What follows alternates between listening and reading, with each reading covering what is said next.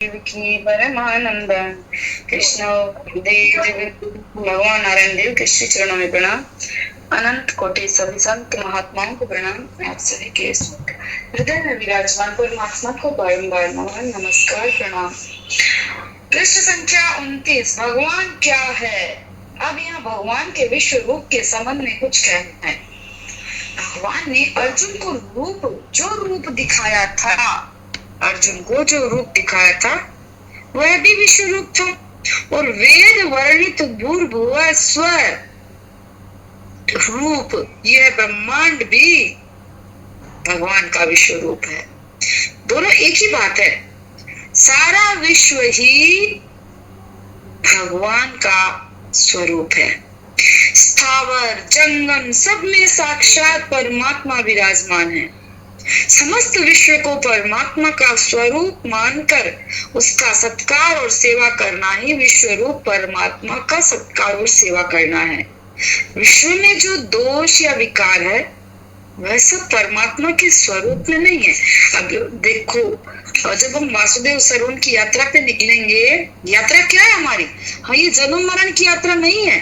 साधारण आदमी बोलेगा जन्म मरण की यात्रा, ये यात्रा है वासुदेव सर्वम की।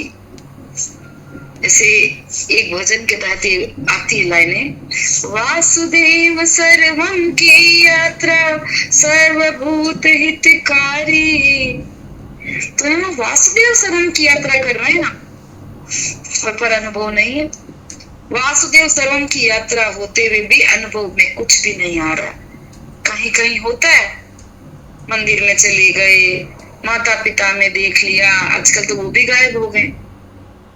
तो वासुदेव सर्वम के तहत सब में परमात्मा की यात्रा, जन्म किस लिए हुआ? वासुदेव सर्वम की यात्रा करने के लिए। यहाँ सब जगह भगवान के दर्शन कर ले, सर्वम भी हट जाएगा। फिर जब तक सर्वम है ना, तब तक तो ऐसे चल रहा है, ये पेड़ है, अच्छा ये तो भगवान है। ये कुत्ता है, अच्छा ये तो भगवान है, इसमें भी भगवान है। अच्छा ये पत्थर है, इसमें भी भगवान है। ये कौवा, इसमें भी भगवान है। ये चींटी है, इसमें भी तो पहले क्या दिख रहा है? पहले तो सर्वम दिख रहा है, खाली वासुदेव। अब मंदिर में तो नहीं कहते ये कौन सा मार्बल है, ये क्या सोने की मूर्ति है कि पीतल की मूर्ति है, ऐसा नहीं कहते ना। मूर्ति है, भगवान है, भगवान है। और सोना चांदी बाद के कहते हैं। भगवान के दर्शन करके, ओहो भगवान पूरे सोने में बने हुए, ये रामलला पूरे शालिग्राम शिला से बने, तो ये बाद में कहा जाता है। और किसी मूर्ति के दर्शन में जनरली हम ये नहीं कहते कौन सा मार्बल लगाया है, कहां से लाए हैं मार्बल, किशनगढ़ का है कि मकराना का है, ऐसे थोड़ी बोलते हैं।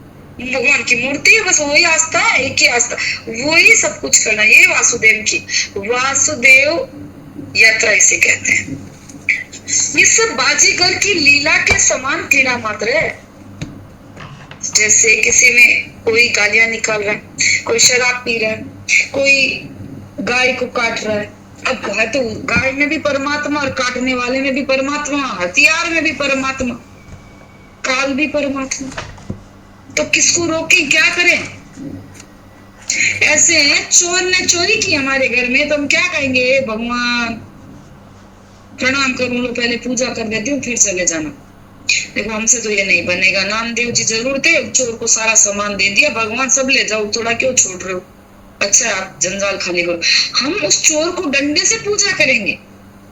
ऐसा स्वामी जी का वृत्तांत आया। स्वामी जी जहां भी जाते थे ना, तो सत्संग में आया था, डॉक्टर श्याम जी ने भी कहा, कमल जी महाराज जी ने भी कहा कि स्वामी जी जब जाते थे तो जैसे जहां स्नान किया, गंगा का स्नान किया, उसके बाद सत्संग में रहते थे, तो उस समय रिकॉर्डर के साथ रहता था।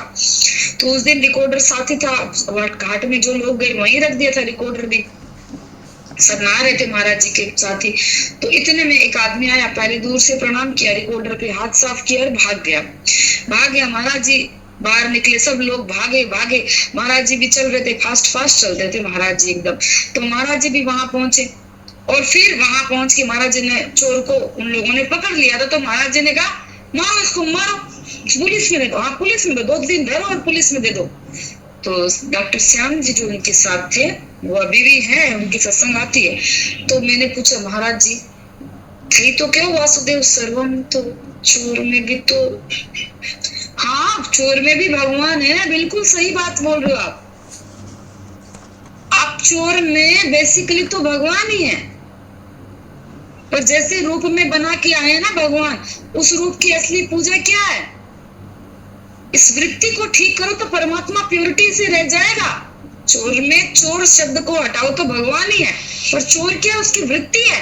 अब चूंकि भगवान चोर वृत्ति लेके आए, तो वृत्ति हटाने के लिए पुलिस में दो दो डंडे मारो ताकि इसकी वृत्ति छूट जाए और फिर प्योरिटी वाला परमात्मा रह जाए। तो भगवान जैसे रूप बना के आएंगे हम वही करेंगे। तो जैसा फूल खिला हो वैसा पुष्प चढ़ाओ, तो का थोड़ी है, पुष्प तो वही खिलाने वाला है, हम दो जैसा खिलाएगा वैसा चढ़ा देंगे। अब हमारे घर पे आंकड़े के ही फूल उगते हैं तो आंकड़े का ही चढ़ाऊंगा। अब कहाँ से लाऊंगा रोज रोज गुलाब उगते तो गुलाब चढ़ा लो। और गुलाब शिव जी के तो आंकड़ा ही चाहिएगा फिर भी। ये सब बाजीगर की लीला के समान क्रीड़ा मात्र है। तो ये सब जो दिख रहा है ना हमें, ये सब नाम रूप सब खेल है। नाम और रूप तो खेल है, और हम सब बाजीगर बने हुए हैं, दौड़ रहे हैं। तमाशे देखो, कभी चुप मौन बैठ के एक जगह बैठ जाओ, सबके तमाशे देखो। घर के सारे मेंबर आते जाते फू फू फू फू कर रहे, जो तो भूख लग रही है ना टिफिन दो, कोई किसी को कुछ चाहिए, किसी को कुछ चाहिए, मेरी फाइल का है, मेरा ये का है, मेरा वो का है। जरा तमाशा देखो तो सही, कभी रुको के देखो सबको तमाशा। कभी बुखार होता है तो हम सो जाते हैं, उस दिन तमाशा देखने में आता है पूरी दुनिया भाग रही है, हम सो रहे। तो सोते सोते तमाशा देखो तो सब बाजीगर की लीला चल रही। बाजीगर भगवान तो सदा अपने रूप में स्थित है। भगवान तो हमेशा स्वरूप में स्थित है, पर ये सुगलवाड़ा जो हम करते हैं ना, वो भगवान नहीं लेते हैं, है ना, वो भगवान नहीं लेते हैं। तो वो तो क्लीनिंग की चीज है, जो यहाँ आके गंदा कर लिए वो तो सफाई करनी पड़ेगी। निराकार रूप से तो परमात्मा बर्फ में जल की भांति सर्वत्र परिपूर्ण है।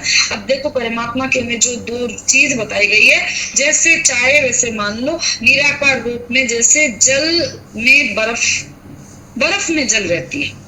बर्फ में जल तो है, भले बाटे की तरह बर्फ दिख रही है, पत्थर की तरह दिख रही है, तो उसमें जल तो मानना ही पड़ेगा।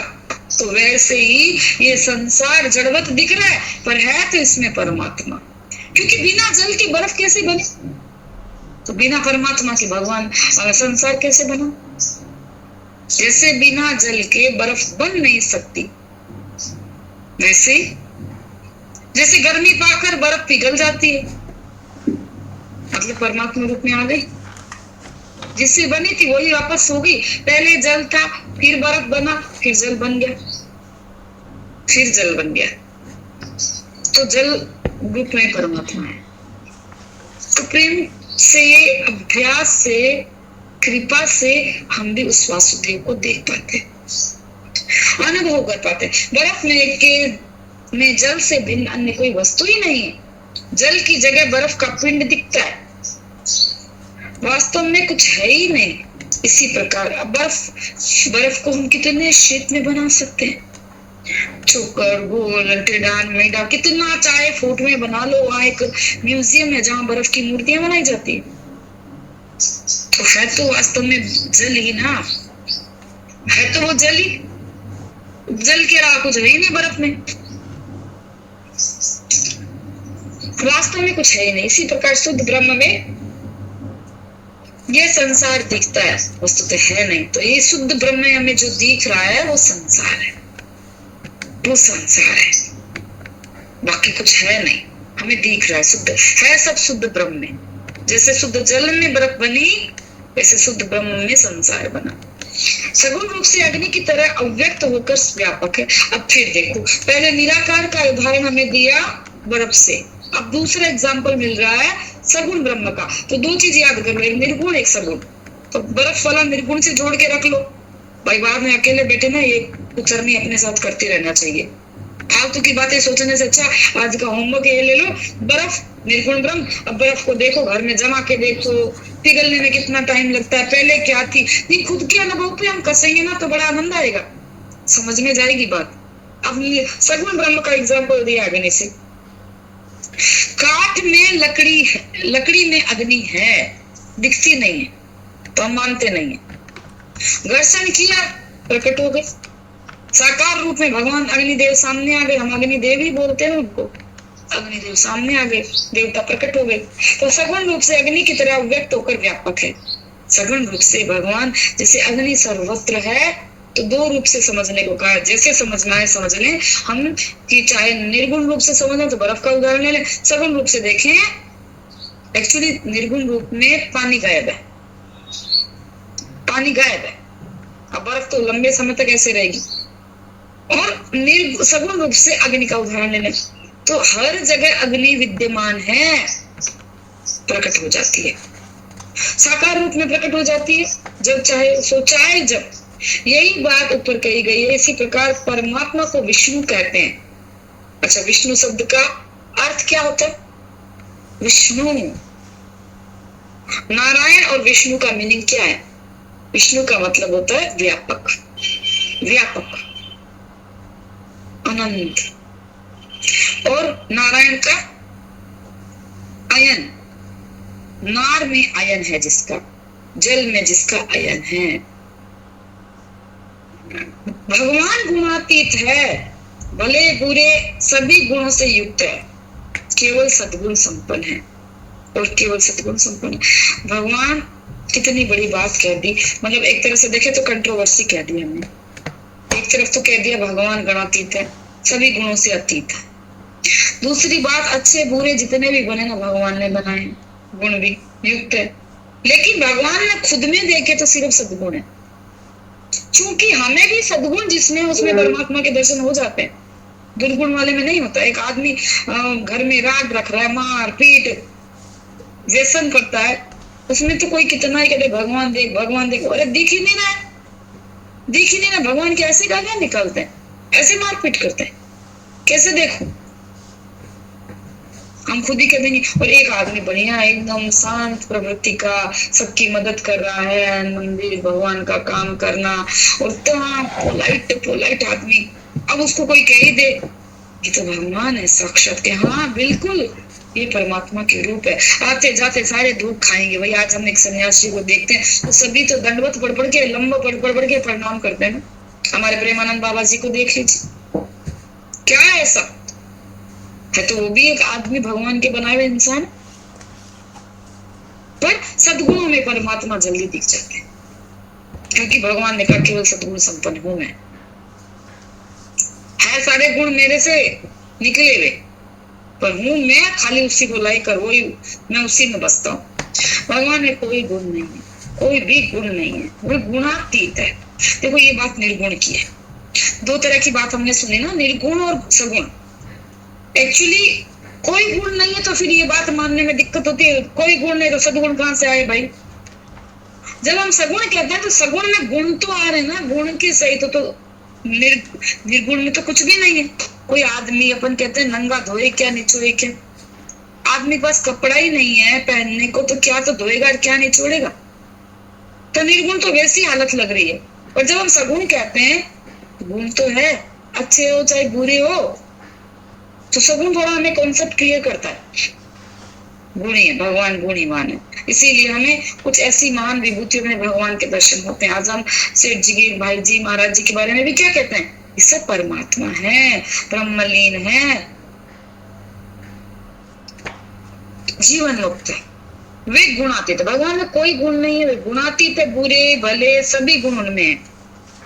अब ये तो बात हम यहाँ पे खटका होता है कि जो आदमी भी नहीं कहेंगे, जो निर्गुण है उसमें गुण और गुण दोनों कैसे हो सकते हैं?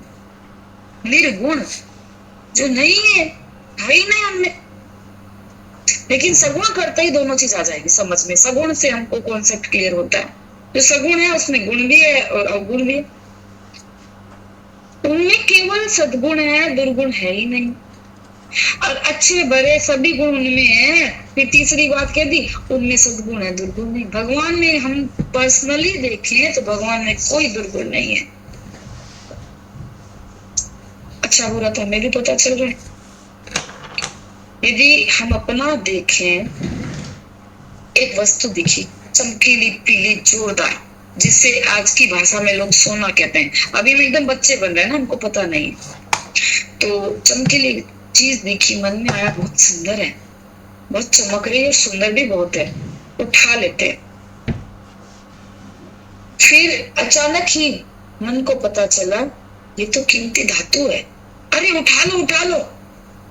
तभी दूसरा मन बोलता है अच्छी बात नहीं है, ऐसे उठाना तो चोरी होता है, या तो किसी की आज्ञा लेके उठाओ और नहीं तो दूसरों की चीज से अपने को क्या लेना देना। तो अपने भीतर अच्छे और बुरे दोनों बात रही ना। तो ठीक इसी तरह भगवान में दोनों बात है। हम जैसे साधारणों के मन में भी दो बात आती है, तो अच्छा और बुरा दोनों ही भगवान ने, परंतु भगवान कहते हैं मैं अच्छे के साथ रहूंगा। अब हमारे पास दो विचार थे, दोनों में से एक चूज करना है। अब मन में लगी यदि उठाने की ही रह गई तो हम किसके साथ हो जाएंगे? अवगुण के साथ। तो मन में लगी यदि उठाने की नहीं रही, बात मान ली नहीं, दूसरों की चीजों पर हमारा अधिकार नहीं है, तो हम सद्गुण के साथ हो जाएंगे। और जैसे हम सद्गुण के साथ होते हैं हम परमात्मा के साथ हो गए। तो ये तीनों बातें भगवान के लिए ही कही जा सकती है। इस विषय को कुछ समझना चाहिए। शुद्ध ब्रह्म, निराकार, चेतन, विज्ञानानंद घन, सर्वव्यापी परमात्मा का वास्तविक रूप संपूर्ण गुणों से सर्वथा अतीत है। अब वापस आ गई है निर्गुण की बात। कंफ्यूज नहीं होना है बिल्कुल भी। शुद्ध ब्रह्म, निराकार, चेतन, जो विज्ञानानंद घन सर्वव्यापी परमात्मा है, वह स्वयं सभी गुणों से अतीत है। क्योंकि प्रकृति के गुण उनको नहीं माया करते, माया हम जैसे जीवों को करते हैं। हमारे घर में कितनी मशीनें, मिक्सी होगी, वॉशिंग मशीन होगी, फ्रिज होगा, क्या वो अपने काम करते समय किसी तरह तरह की मूड स्विंग से चलते हैं क्या? तो कैसे चलते हैं? जो जिसका काम है वो डब्बा धोने का काम, पीसने का काम, ठंडा करने का काम, या गीजर है तो गर्म करने का काम, सब अपने अपने हिसाब से काम करते हैं। पंखा अपना काम करेगा, गीजर में से तो नहीं है कि बर्फ निकलेगी, फ्रिज में निकल जाएगी। गैस आग देगा, अब यहाँ फूल थोड़ी देगा गैस। सब अपने अपने धर्म को करते हैं, पर ये गुणातीत है, इसको समझना चाहिए। गुणातीत में मूड स्विंग्स होते हैं, गुणातीत जो नहीं है वहां मूड स्विंग्स होते हैं। आज अच्छा काम कर लिया, कल बुरा चले गए, आज ये आज वो, आज पूजा पाठ में मन लग रहा है, कल तो पार्टी में मन लग रहा था। वो गुणों में बंधे हुए हैं, आबद्ध है। जगत के सारे गुण अवगुण सब रजतम से बनते हैं। चूंकि गुण किससे बने हैं? तीन क्वालिटी है। सत्य सबसे ऊंचा, रज मीडियम, तम नीचे का। सत्य रज तम ये तीनों ही गुण माया के अंतर्गत है, इन्हीं को माया कहते हैं। यही त्रिगुणमयी माया है, ये त्रिगुणमयी माया है। यदि कोई इंसान एक समय में चोरी कर रहा है तो वो तामस या राजस में आया हुआ है, तो हम वहां गुणों को देखें, वो असली दर्शन गुणों का है। अभी वहां हम गुणों को नहीं देखेंगे और हम उधर इंसान को ही चोर मान रहे हैं, उसको गुणों से छुटाने की बात करें हम, तो हमारा वासुदेव सर्वम बराबर चलेगा। हम वहां गुणों को देखें कि इसमें हम तो क्या कहते हैं, ठप्पा लगा देते हैं। हम ठप्पा लगा देते हैं, क्या हमारे ठप्पा लगाने से परमात्मा उसके साथ भेदभाव करेगा? क्या उसको रोटी नहीं देगा? उसकी आंखों की रोशनी छीन लेगा? उसका हट सब फेल कर देगा? भगवान फिर भी पालन करते हैं, क्योंकि भगवान गुणों को देखते हैं। और आज जो न्यायालय है या जेलें हैं, वहां पे भी आप देखो, वहां किसी के सुधार की बात हो रही है, तो व्यक्ति का नहीं, गुणों का सुधार। व्यक्ति का क्या सुधरेगा? नाक क्या तीखी हो जाएगी? गुण से ही व्यक्तित्व बनता है एक्चुअली। तो व्यक्तित्व का सुधार बनाने की बात की गई है। इसमें सब उत्तम, रज मध्यम, तम मध्यम। परमात्मा इस माया से अत्यंत विलक्षण, सर्वथा अतीत और गुण रहित है। परमात्मा को ये माया नहीं व्यापती, वो बहुत अलग है, विलक्षण है, वो तो अतीत है, गुण रहित है, इसी से उसका नाम शुद्ध है, अतएव वह गुणातीत है। तो ये समझना होगा, जो परमात्मा तत्व हम सबके भीतर है, वो शुद्ध है, वो गुणातीत है। हम वास्तव में सब गुणातीत हैं, पर जब हम व्यक्तित्व में बन जाते हैं तब हम गुणों में बंध जाते हैं। माया वास्तव में है तो नहीं, यदि कहीं मानी जाए तो वह भी कल्पना मात्र है। अब लो, माया वास्तव में है तो नहीं। किसी घर में हम रह रहे हैं, किसी घर ने हमें कहा क्या मत जा, मुझे छोड़कर, खाली करके बेच मत मुझे। हम बेच रहे तो उस दर्द हमारे में ही है, घर में कोई दर्द नहीं। तो माया वास्तव में नहीं है, कल्पना है माया की। ये माया की कल्पना परमात्मा के एक अंश में। अच्छा, माया भी परमात्मा के अंश में। गुण अवगुण सब माया में है, और ये गुण अवगुण भी सब के सब, जिस तरह से हमें किसी के गुण अवगुण दिख गए ना, सोचो माया का चक्कर चल गया है, चल रहा है, हम पर माया चल रही है। और यदि हम गुणातीत हो गए, हम पार उतर गए, तो माया नहीं चल पाई, अब हमारे पर माया नहीं चली। इस न्याय से सत्य, दया, त्याग, विचार, काम, क्रोध, लोभ, मोह आदि गुण और अवगुण से युक्त ये संपूर्ण संसार उस परमात्मा में अध्यारोपित है। सब कुछ परमात्मा में ही है, सब कुछ। इसी से सभी सद्गुण और दुर्गुण उसी में आरोपित माने जा सकते हैं। जितने भी सद्गुण दुर्गुण है परमात्मा में ही आरोपित है। यदि हम परमात्मा नहीं देखेंगे तो हमारे अंदर हिंसा जागेगी, क्रूरता आएगी। मैंने, समझ लीजिए, किसी के खिलाफ कुछ काम किया है। मैंने एक टाइम ऐसा था, किसी के खिलाफ कुछ ऐसी बातें फैला दी, पर्टिकुलर किसी इंसान को मेरी वजह से बेइज्जती झेलनी पड़ी। तो जैसा कि नॉर्मल न्याय करेगा मेरे साथ, बदला लिया जाएगा, बदला लिया जाएगा। मुझे जगह जगह शर्मिंदा किया जाएगा, न्यात बाहर किया जाएगा, कोई भी फंक्शन में मेरा आना खत्म किया जाएगा। तो क्या ये न्याय मेरा सुधारा कर देगा? कम चांसेस है, बल्कि मेरे भीतर की दुश्मनी को बढ़ावा देगा, मुझे उसके प्रति दूसरा संगीन जुर्म करने को मोटिवेट करेगा। हो सकता है इस बार जो संगीन जुर्म होगा, मेरे द्वारा उसके परिवार के किसी सदस्य को नुकसान पहुंचाया जाएगा। और तीसरी बार भी ऐसा चला तो मैं, हो सकता है, उसकी हत्या कर दूं। किसी आदमी को जुर्म करने में और क्या स्टेप होते हैं। और यही पहले स्टेप में मिल बैठ के बात की जाती, क्या हुआ, आपने ऐसा क्यों किया, या क्या जरूरत पड़ी, कुछ ऐसा कहा भी था क्या। या इस वे से परमात्मा वासुदेव का ध्यान में रखते हुए मेरे से बात की जाए। हो सकता है, हो क्या सकता है, डेफिनेटली मेरा सेकंड स्टेप तो नहीं उठेगा। यदि वही आना जाना प्रेम जारी रहा तो मेरा सेकंड स्टेप तो कभी नहीं उठेगा, थर्ड तो उठेगा भी नहीं। मैं मारूंगी तो नहीं। तो वहां मेरे भीतर जो माया रूपी अवगुण थे, तम और राजस था, उसको मारा गया है। भीतर के परमात्मा तो जिंदा है ना, कलुषित तो नहीं हुए। तो इनको इस वे में मानने से ये फायदा है। हम किसी को बुरा बुरा बुरा बुरा बुरा, तो बुराई का लेवल बढ़ेगा। ये बातें हमें ये शिक्षा दे रही है। इस स्थिति में वह भले बुरे सभी गुणों से युक्त कहा जा सकता है। परमात्मा की बात आई है, भला और बुरा दोनों उन्हीं का है। तो जितना भले के प्रति सम्मान है, बुरे के निवारण के प्रति सम्मान निवारण किया जाए। ये ब्रह्मांड जिसके अंतर्गत है, वह माया विशिष्ट ब्रह्म सृष्टिकर्ता ईश्वर शुद्ध ब्रह्म से भिन्न नहीं है। तो वो ये ब्रह्मांड पूरा का पूरा उन्हीं की छत्र छाया में है। वो माया विशिष्ट ब्रह्म सृष्टिकर्ता ईश्वर शुद्ध ब्रह्म से ये ब्रह्मांड भी अलग नहीं है। वे माया को अपने अधीन करके प्रादुर्भूत होता है। अपने माया को, भगवान ने खुद नहीं कहा है, ये माया को मैं माया को आविर्भूत करके प्रादुर्भूत होता हूँ। समय समय पर अवतार ग्रहण करता है, धारण करता है, इसी से माया विशिष्ट कहते हैं। भगवान माया विशिष्ट है। गीता में कहा है, जो पिसन नव्य आत्मा भूता नाम ईश्वरो पिसन प्रकृतिम स्वामिधिष्ठाय संभवाम्यात्म माया।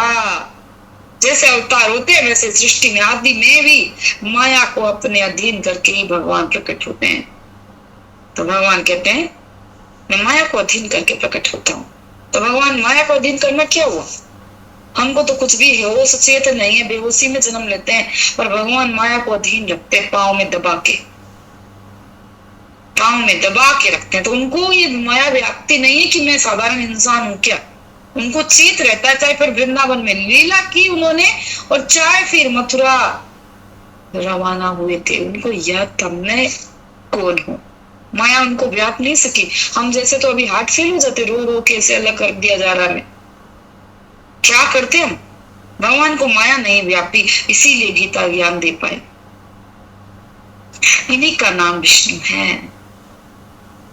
माया को अधीन करके ही भगवान प्रकट होते हैं, वही विष्णु है। ये आदि पुरुष विष्णु सर्व सत्व गुण संपन्न है, सारे सत्व गुणों से संपन्न है। सत्व गुण की मूर्ति है आदि पुरुष विष्णु। सात्विक तेज, प्रभाव, सामर्थ्य, विभूति आदि से विभूषित है। तो उनके भीतर जो बाहर सात्विक तेज, उनका प्रभाव, उनकी कैपेसिटी विभूतियों से विभूषित है।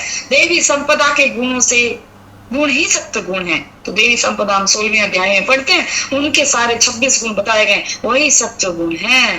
अहिंसा, सत्य, मक्रोदश, त्यागशम, ये जो सारे हैं, त्याग, शांति, अपैशुनम, शुद्ध सत्य ही उसका स्वरूप है। भगवान के बारे में कहा शुद्ध सत्य भगवान का स्वरूप है। दुर्गुण तो रज और तम में रहते हैं। देखिए भगवान में तीनों गुण हैं, गुणातीत भी है। गुण तो हमारे में भी है, हम भी गुणातीत बन सकते हैं नॉलेज में रखें तो। हम बार बार माया में बह जाते हैं, ये क्या बात हुई? हम अपने को देखें तो हम बार बार माया के अधीन वशीभूत हो रहे हैं। भगवान में तीनों गुण है, पर भगवान सत्व में रहते हैं, रज और तम में लोअर कैटेगरी में। और हमारे तो कभी रज उछल के आता है, कभी तम उछल के आता है। सत्व तो थोड़ा बहुत क्या करें। प्रेम सादृश्यता और सनातन समानता में होता है। प्रेम की बात आई अभी। दुर्गुण कहाँ रहते हैं? रज और तम में। और प्रेम किस में रहते हैं? सादृश्यता, एक जैसों में और समानता में प्रेम होता है। ओछे मोछे में प्रेम नहीं होता, वहां करुणा और दया जागती है। प्रेम हमेशा समानता में और सादृश्यता में होता है। इसी से जिस भक्त में देवी संपत्ति के गुण होते हैं, वही भगवान के दर्शन का उपयुक्त पात्र हो जाता है, समझा जाता है। तो जिसमें पहले भगवान के दर्शन, बाद में पहले देवी संपदा आनी चाहिए। पहले सारे सुचिता, शम, दम, दया, क्षमा, करुणा, मित्रता, ये गुण जो देवी संपदा की बताए, आर्जवम, ये पहले, अहिंसा, सत्य, अक्रोध, ये गुण पहले आएंगे। भगवान के दर्शनों का पत्र वही समझा जाएगा। अब कहने को इसमें कंट्रोवर्सी आती है, पहले अंतःकरण साफ की जरूरत नहीं है। भगवान ने कहा मैं दर्शन भी दूंगा तो पहचान नहीं पाओगे। भगवान तो रोज दर्शन दे रहे हैं, हर पल दर्शन दे रहे हैं, हम पहचान कहां पा रहे हैं? क्योंकि दुर्गुण वाले को तो हम अच्छा इंसान भी नहीं मानते। इंसान तो है ना। दुर्गुण दुराचार वाले को तो हमारी नजर ही नहीं टिकती। तो भगवान की भी तो वही बात है। भगवान कहते मैं तो हर रूप में नहीं हूं, तुझे सत्व में ही देखना है। आज प्रेमानंद बाबा को इसलिए भी दर्शन करे, राधा जी ये देख के आ जाओ भाई, इनका कभी कुछ हो गया था, राधा जी के दर्शन हो रहे हैं, राधा जू के। तो देवी संपदा अचानक से जब होती है तो वो एकदम से सदृश्यता आ जाती है। प्रेम, माया विशिष्ट सगुण भगवान माया को साथ लेकर समय समय पर अवतार धारण किया करते हैं। तो माया विशिष्ट सगुण भगवान है, माया को साथ लेकर अपनी माया को चेली बना के साथ साथ लाते हैं, दूसरों को मोहित रखते हैं। तो हमको आज भी मोहित कर रखा है, पहचान नहीं पा रहे हैं। सगे बैठे हैं, पास में सटके बैठे, भगवान को नहीं पहचान पा रहे, क्या करें? मौका में दिखता है, क्रोधित दिखता नहीं, ये दिखता ना वो दिखता है तो सब भगवान। यहाँ देखो एक लेयर खुल रही है हमारे लिए। भगवान समय समय अवतार करते हुए सर्वगुण संपन्न है, शुद्ध स्वतंत्र प्रभु सर्वशक्तिमान है। भगवान शुद्ध है, स्वतंत्र है, ये प्रभुत्व से संपन्न है, वो सर्वशक्तिमान है। ऐसी कोई बात नहीं जो वो कर नहीं सके। इसलिए यद्यपि उन शुद्ध सत्य गुण रूप सगुण साकार परमात्मा में रजोत्तम वास्तव में नहीं रहते, तथापि वो रजोत्तम का कार्य कर सकते हैं। जैसे देव वैसी पूजा, हम जैसे हैं भगवान वही बस ठूस देते हैं। हम भाव करते हैं तो भगवान को तो खाता भंडार रखना पड़ता है ना, स्टॉक रखते हैं भगवान रजोत्तम का भी, सत्व का भी होता है उनके पास। हमको जो चाहिए वो माल दे देते हैं। यदि हमें चोरी सीखनी है, ला चोरी सिखाऊं, आजा कराऊं बढ़िया से चोरी तेरे को, बदमाशियां करने ला करवाऊं। घड़ा भराएंगे पहले पूरा, फिर फोड़ेंगे। घड़ा भर जाता है तो इसलिए थोड़ा टाइम लग जाता है, इसलिए डरे नहीं। कई बार हम इतना तामस देख लेते हैं किसी में तो हम घबरा जाते हैं, भगवान है कि नहीं। घड़ा भरने में टाइम है थोड़ा। जितना अच्छे से घड़ा पेक पेक होके भरेगा ना, उतना ही फूटने पर आनंद आएगा। और भगवान का एक्चुअली, भगवान क्या चाहते हैं, भगवान दंड दे के सुधारा चाहते हैं। और हम क्या चाहते हैं, दंड दे के मरवा दो, भुगताओ उसको। हमारे मन में सुधार की भाव नहीं है। एक बार मैंने पूछा था महाराज जी से, बहुत पहले की सवाल है, कोरोना में, महाराज जी इतना आप हमको ऐसे बोलते हैं सुधर जाओ, किसी से वो नहीं करना, बैर नहीं करना, नहीं ये नहीं करना, वो नहीं करना। भगवान अर्जुन को ऐसा क्यों बोले, दुर्योधन को मार, मार सबको मार। तो दुर्योधन तो उसमें भी तो भगवान है, तो भगवान को ऐसे ही बोलना चाहिए ना, भाई कोई बात नहीं, 5 राज्य मैं दे देता हूँ, द्वारका में रह जाना तुम 5 भाई, लड़ाई नहीं करना, कोई बात नहीं, उसको लेने दो, सबको द्वारका में रख लेते भगवान, तो लड़ाई क्यों होती महाभारत की। महाराज जी ने कहा महाभारत की हुई जो हुई आपके नहीं होगी, आप कहना मान लो, आप भगवान जैसे बन सकते हो। भगवान वहां पे सबको मुक्त करवाना चाहते थे। ये युद्ध अवश्यम भावी था, केवल द्रौपदी के चीर हरण के लिए नहीं। भीष्म पितामह का जो चरित्र हरण हुआ रहा था, उनको वो खाना पड़ रहा था उसका अनाज, वो जो प्रतिज्ञा से बंधे थे छोड़ूंगा नहीं इसको, गुरु द्रोण जो द्वेष में जल रहे थे, इन सबका कल्याण करना था, तो इनको कैसे छुड़वाएंगे दुर्योधन के चंगल से। इन सबको लाइन पे लगाना था ना। तो युद्ध तो इसीलिए, हमारी ऐसी भावना थोड़ी कि दुर्योधन को भी स्वर्ग दिला दे, नहीं मैं तो कहीं नहीं दिलाऊं, स्वर्ग जाएगा ये बड़ाया। भगवान तो चाहते थे दुर्योधन को पहले स्वर्ग में भेजा, चाहते नहीं पहले भेजा है। तो क्या तुम वैसा इतना बड़ा हृदय रख लोगे कि तुम्हारा दुश्मन पहले अच्छी पोस्ट पे पहुंच जाए, तुम नीचे बैठे हो। कितने गलगल के मरे सारे हिमालय में, आंखों के सामने अपनी प्यारी द्रौपदी को गलते देखा है, फिर एक एक भाई गला है, तभी दृष्टि से शरीर गया। वो तो धर्म था, धर्म गया ना। तो हमारे में इतना कलेजा नहीं है, तो अभी वो सीखो। अभी तो भगवान की कई भी बात मानो, उनके घर में हुई सो हुई, महाभारत हमारे घर में नहीं होगी। भगवान विष्णु दुष्ट दलन रूप हिंसात्मक कार्य करते हुए दिख पड़ते हैं। तो हमको दिखते क्या, भगवान दिखते तो यही, दुर्योधन को मारा, रावण को मारा, हमको तो यही दिख रहे। मानव दृष्टि से उनमें हिंसा या तम की प्रतीति होती है। ये क्यों हो रही है, देखो बात भगवान पहले समझा रहे हैं। हमें मानव दृष्टि से ये सब दिख रहा है कि भगवान ने हिंसा की है। हिंसा नहीं की। हिंसा की होती तो रावण से अंतिम जो प्रबोधन हुआ था लक्ष्मण को, क्या हुआ था, क्या कहा था रावण ने, अपनी गलतियां बताई और आगे का मार्ग दिखाया। न्यायकारी होने के कारण बेथा आवश्यक कार्य करते हैं। भगवान न्यायकारी है, भगवान का न्याय मोक्ष न्याय है, मोक्ष देते हैं भगवान। हमारा न्याय मोक्ष न्याय नहीं है, हम दंड न्याय में चल रहे हैं, हम बदला की भावना से चलते हैं। एक माँ अपने बच्चे को कैसे दंड देती है, क्या जान ले लेगी माँ, सुधार के हिसाब से देती है दंड। डंडे भी मारेगी तो सोचेगी वो भोजन में भी आनाकानी कर रहा है, ये नहीं खाऊंगा वो नहीं खाऊंगा, तो वो डंडे मार के खिला देगी, पहले डंडे खिलाएगी ताकि वो खा ले डर के मारे, लालच दे के खिलाएगी, जब तू ये खा ले मैं तेरे को ये दिला दूंगी, पढ़ ले ये कर दूंगी वो कर दूंगी। तो माँ का क्या न्याय है, थोड़ा बहुत भी माया से थोड़ा सा अलग देखे तो माँ का न्याय है। माँ प्रलोभन जो भी देके सुधार चाहती है। तो भगवान क्या गरीबी थी माँ, जन्म जन्म की माँ। न्यायकारी होने के कारण यथावश्यक कार्य करते हैं। राजा जनक मुक्त पुरुष थे परंतु और परम सात्विक थे, परंतु राजा होने के कारण उनका काम था न्याय करना।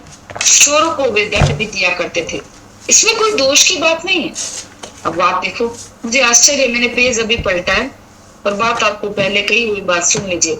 माता अपने प्यारे बच्चे को शिक्षा देने के लिए धमकाती है और किसी समय आवश्यक समझकर हित भरे हृदय से एक आध थप्पड़ भी जमा देती है, परंतु ऐसा करने में उसकी दया ही भरी रहती है। इसी प्रकार दया निधि न्यायकारी भगवान का दंड विधान भी दया से युक्त होता है। धर्मानुकूल काम भी भगवान है। तो धर्मानुकूल जो भी कार्य है, ये बात आई है, धर्मानुकूल काम भगवान है। धर्मा विरुद्ध भूतेषु कामोष्मि भरतर्षभ, मैं धर्म युक्त काम में हूँ, पाप में नहीं हूँ, परंतु पाप युक्त नहीं हूँ। भगवान सत्य है, सात्विक है, शुद्ध सत्व है, वे माया की शुद्ध सत्व विद्या से संपन्न है। माया की शुद्ध सत्य, माया के ही भाग में है सत्व। अच्छा, 3 गुणों में तीनों आए ना, सत्य रज तामस। तो माया का जो एक्चुअल क्या कहे ना, किसी पेड़ का बेस्ट पार्ट होता है उसका फ्रूट। एप्पल का पेड़ है तो एप्पल के पेड़ की सबसे कीमती चीज क्या है? एप्पल। बीज नो डाउट बहुत कंपलसरी है, स्टेम है तभी तो आगे की बात हुई, पत्तियां होगी तभी तो हुआ, फूल फाल जो भी खिला होगा, लेकिन एक्चुअल में क्या चीज है उसमें? फ्रूट। दूध का बेस्ट पार्ट घी। ऐसे ही माया का बेस्ट पार्ट सत्व गुण, माया का बेस्ट पार्ट है सत्व। तो वो जो सत्य में भगवान लेते, माया की शुद्ध सत्य विद्या से संपन्न है, जीव अविद्या संपन्न है। हम लोग क्या है? अविद्या में संपन्न है। हम संपन्न तो है, अविद्या सारी फूट फूट के भरी है। विद्या में ज्ञान है, प्रकाश है, वहां अवगुण या अंधकार कैसे ठहर सकते हैं? भगवान में अवगुण अंधकार ठहर नहीं सकते। अवगुण तो अविद्या में ठहरते हैं। इस न्याय से भगवान केवल सद्गुण संपन्न है। उपरोक्त विवेचन से सिद्ध हो गया परमात्मा गुणातीत है, गुण युक्त है, केवल सत्य गुण संपन्न भी कहे जा सकते हैं। इस तरह से आज ये जो प्रश्न उठता है कि सब में वासुदेव सर्वम कैसे करें, तरह तरह के लोग, क्या भगवान सर्वगुण संपन्न है या फिर भगवान सिर्फ सत्य गुण संपन्न है? तो ये आज सारे भेद के खुलासे होते हैं। भगवान बेसिकली तीनों गुण उन्हीं में रहते हैं, पर भगवान सत्य गुण में रहते हैं। राम राम, प्रणाम, सभी को बहुत बहुत धन्यवाद। टॉपिक बहुत ही हाई लेवल का ज्ञानियों का टॉपिक है और हम कोशिश करते हैं संत महात्मा हमारी मदद करेंगे। भगवान की कृपा बरस रही है।